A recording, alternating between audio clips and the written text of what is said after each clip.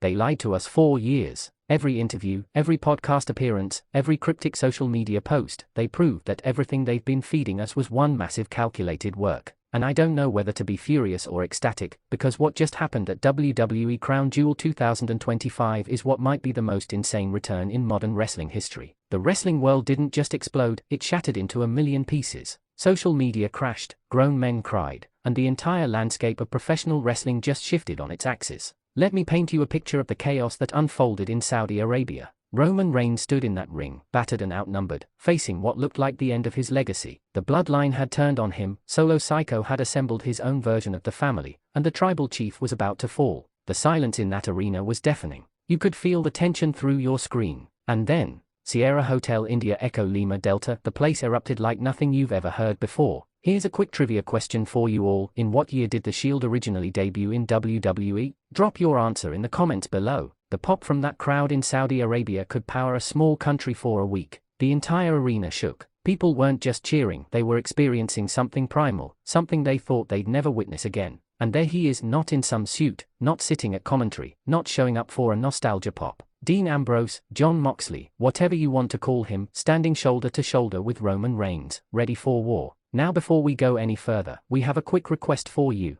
We are constantly working to improve our content to earn your love and support. That's why we would truly appreciate it if you could take a moment to leave a like on this video, subscribe to the channel, and hit the bell icon so you never miss an update here on Wrestling Zone Insider. Let's talk about what this actually means, because this isn't just a feel-good reunion story. This was a middle finger to every wrestling fan who's been begging for this moment while simultaneously being told it would never happen. This is pure psychological warfare on the fan base, and WWE played it to perfection. For years, we watched Moxley build an empire outside of WWE, become the face of AEW's Rebel Lion, main event their biggest shows, and tell anyone who would listen that he was never coming back. He called WWE a creative prison. He talked about artistic freedom. He became the symbol of wrestlers who chose a different path. And now, he's back, in a WWE ring, at a premium live event, standing next to the man who never left, who carried the company on his back through a pandemic, who became the biggest star in the entire industry. The symbolism alone is overwhelming. This isn't the lunatic fringe, this isn't the moral compass of the Shield, this is a man who's evolved, who conquered other worlds, and who chose to come home when it mattered most. Trivia question number 2, can you name all 3 original members of the Shield? Comment your answers and let's see who the real fans are. But let's address the elephant in the room, because AEW fans are furious right now.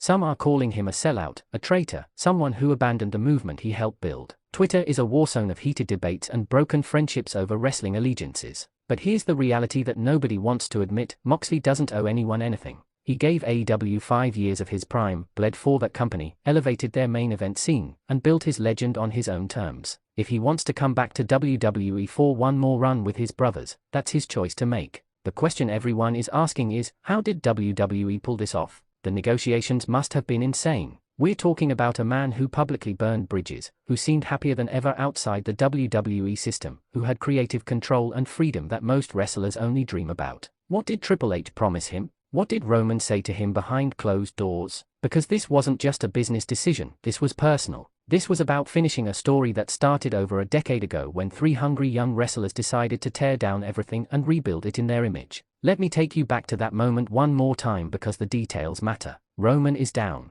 The Bloodline 2.0 is circling like vultures. Jey Uso tried to help but got decimated. Jimmy Uso is nowhere to be found. Sami Zayn already took his beating earlier in the night. The tribal chief, the head of the table, the man who has dominated WWE for over 3 years, is about to lose everything. And just when Solo Sikoa is about to deliver the final blow, the lights cut out. You know that feeling when your heart stops for a second? When time itself seems to freeze? That's what happened in that arena. Fans were looking at each other with disbelief, relief, hope, maybe even a tear forming, because deep down, they knew what was about to happen. The music hit, that legendary Shield theme that sends chills down your spine every single time. And when those lights came back on, there stood Moxley in tactical gear, looking like he never left, looking like he was always meant to be there. We have a quick request for you. We are constantly working to improve our content to earn your love and support. That's why we would truly appreciate it if you could take a moment to leave a like on this video, subscribe to the channel, and hit the bell icon so you never miss an update here on Wrestling Zone Insider.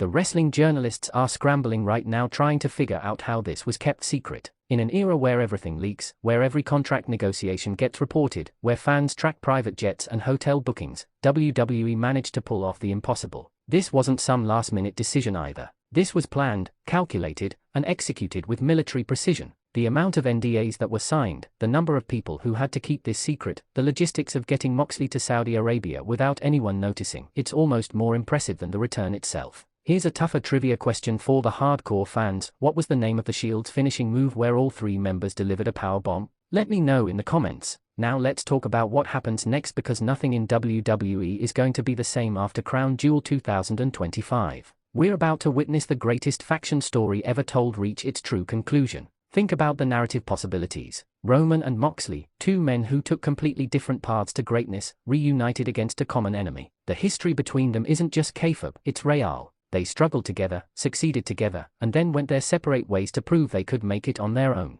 And they both did. Roman became the undisputed face of WWE. Moxley became a world-traveling wrestling legend. And now they are back together, more dangerous than ever. But here's where it gets really interesting. Seth Rollins, the architect, the man who broke up the Shield in the first place. Where is he in all of this? Because you know he saw what happened. You know he's sitting backstage somewhere, processing what this means for him. Does he swallow his pride and complete the reunion? Does he refuse to join them because his ego won't allow it? Or does he do what Seth Rollins does best and find a way to make this entire situation about him? The drama writes itself, and WWE knows it. The online reaction has been absolutely insane. Wrestling Twitter broke. Reddit threads have thousands of comments. YouTube reaction videos are racking up millions of views. Podcasters who were in the middle of recording other episodes stopped everything to talk about this. Journalists are scrambling to get statements from AEW executives. This isn't just a wrestling story anymore, this is a cultural moment that transcends the industry. Casual fans who haven't watched in years are suddenly texting their friends asking if this really happened. Lapsed fans are resubscribing to Peacock just to see what comes next. And can we talk about the business implications for a second?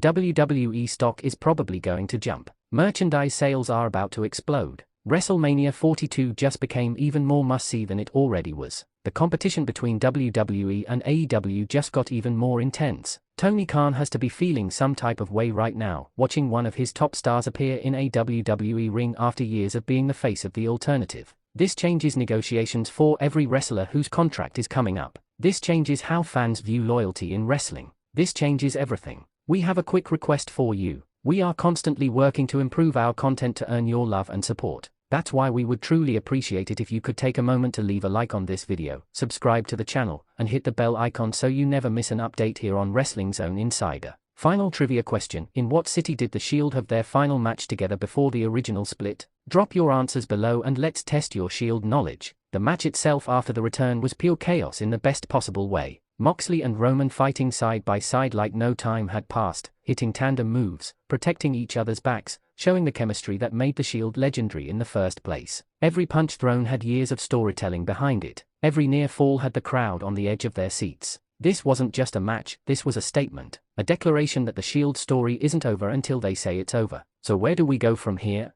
Does Moxley stick around for a full-time run, or is this a special attraction situation? Does Seth eventually join them, or do we get Shield versus Seth at WrestleMania? Does this lead to a proper Shield farewell tour where they get to end their story on their terms? The possibilities are endless, and for the first time in a long time, WWE has everyone talking about what comes next instead of complaining about what just happened. This is history, folks. This is the kind of moment you'll tell people about years from now. Where were you when Dean Ambrose returned to WWE? What was your reaction when the Shield's music hit? These are the stories that define wrestling fandom. These are the memories that last forever. And whether you love it or hate it, whether you think it's brilliant or betrayal, you cannot deny that WWE just delivered one of the most shocking and emotional moments in recent memory. The Shield is back. The wrestling world will never be the same. And we're all just fortunate enough to witness it happen in real time. That's all we have for you today here on Wrestling Zone Insider. Make sure you've liked this video, subscribe to the channel, and hit that bell icon for all the latest wrestling news and analysis. Drop your thoughts in the comments below. Are you excited about this return? Do you think Seth will join them? What do you want to see happen next? Let's discuss. Until next time, stay locked into Wrestling Zone Insider for everything wrestling.